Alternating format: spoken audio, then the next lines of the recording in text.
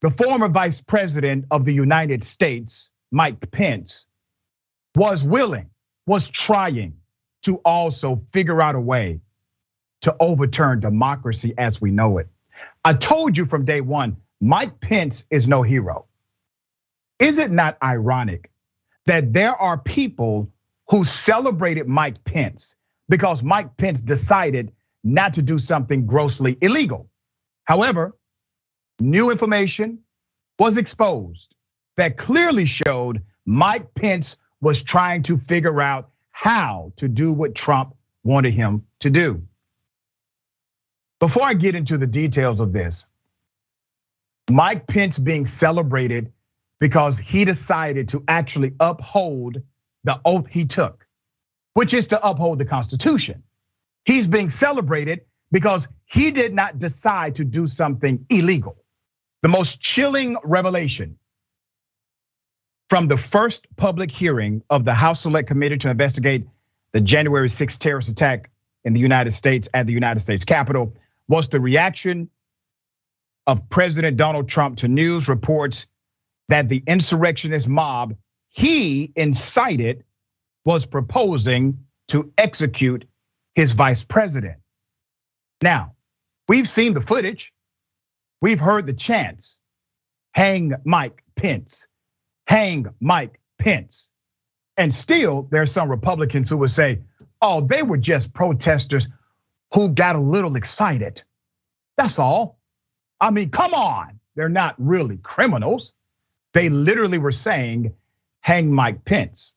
I reported on the story not too long ago that showed they were in close proximity of the president. They had to, the vice president, they had to lie. Literally, they had to implement counterintelligence to suggest that the vice president was nowhere near the mob, but he was 40 feet away.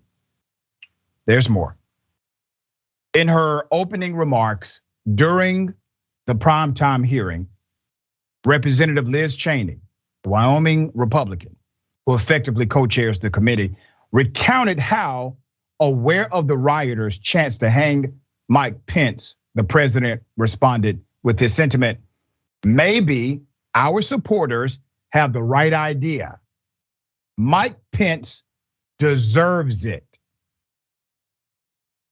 Now remember, when Trump received the news that an angry, violent mob of terrorists were trying to find Mike Pence to kill him, he tweeted that Mike Pence had turned his back on democracy, on this country, on him.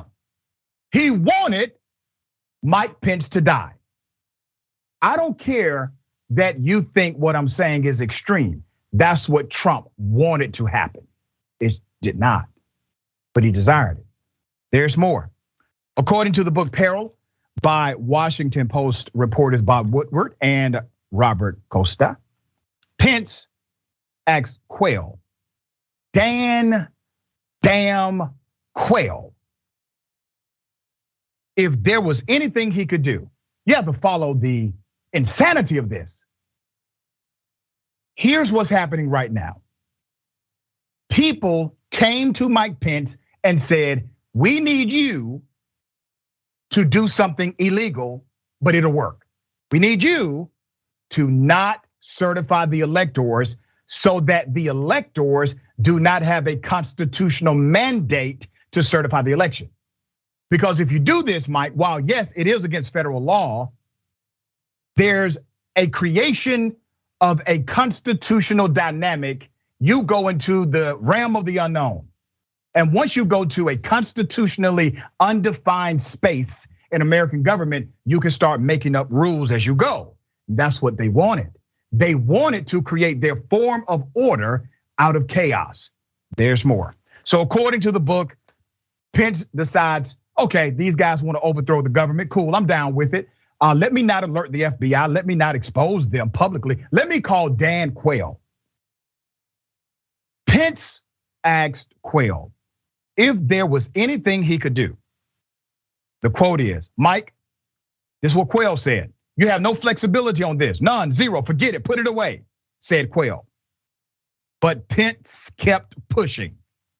You don't know the position I'm in, Pence said. I mean, woe is Pence.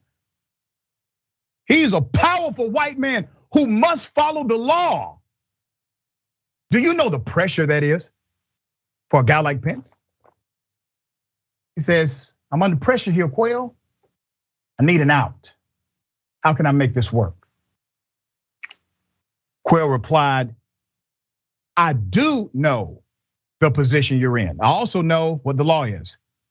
You listen to the parliamentarian. That's all you do. You have no power. And that's what Pence eventually did. Let me go to the tweet because I think John Nichols sums this up quite well in his tweet. Coup plotters came to Mike Pence with a plan to overturn the 2020 presidential election. He did not go public to expose the scheme. He did not alert the FBI or other authorities. He called Dan Quayle for advice on whether he could go along with the coup. Now, let me be very clear about the January 6th committee. You're not gonna like what I'm about to say, many of you. It's performative, it's political. Is it necessary? Of course it is. It's strategic, however. They still believe institutions are sacred. Why have they not questioned Ginni Thomas? She's part of the investigation, text messages, emails. She attempted to influence members of the actual staff and other lawmakers to ignore the Constitution, to overturn democracy. She's not being questioned. She's not being investigated because she's married to a Supreme Court justice. Also, why have they not sent a subpoena to the former vice president of the United States? You see, the politicians on this panel, they are not dumb. Don't make that mistake. Sometimes they are idiots, but they're not dumb. It's not as if they're twiddling their thumbs saying, oh, we forgot about Mike Pence. Or we forgot to ask Ginni Thomas, who's in all of these emails and text messages doing things that are illegal. It's not that they are dumb. They thought about this, and they thought about this a lot. I want you to imagine something. What if the testimony and the evidence connected to these two individuals, Mike Pence and Ginni Thomas, is so explosive that it rips the very foundation of what we understand to be rule of law, that it provides conclusive evidence that this president, the president of that era, Donald Trump, was in fact in violation of the law, no question about it. What if their testimony creates a conclusion in this country to where now there is no question about what happened? They don't want the testimony of Mike Pence. They don't want the testimony of Ginni Thomas because Pence takes down the institution of the presidency and Ginni takes down the institution of the Supreme Court because I think Clarence Thomas is connected. There's a reason they do not want to follow the evidence, and it's not because they're dumb. All right. David, thoughts here?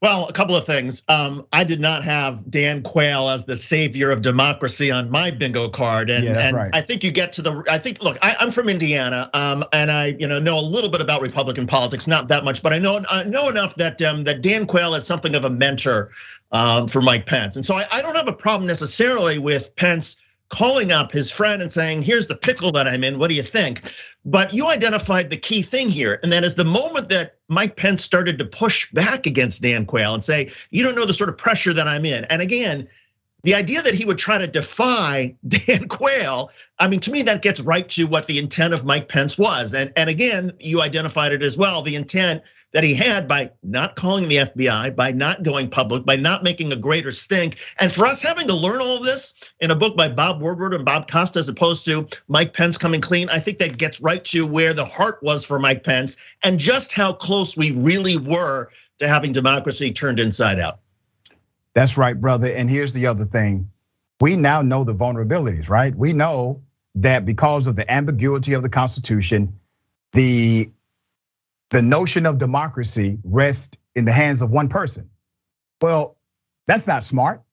the framers of the Constitution, they messed up. They got it wrong. Why haven't Democrats at least pushed to create a law or an amendment to the Constitution to make sure we protect our democracy? They simply let it stay, which means if Trump gets back in, he's going to have a vice president that will never certify an elector. All right.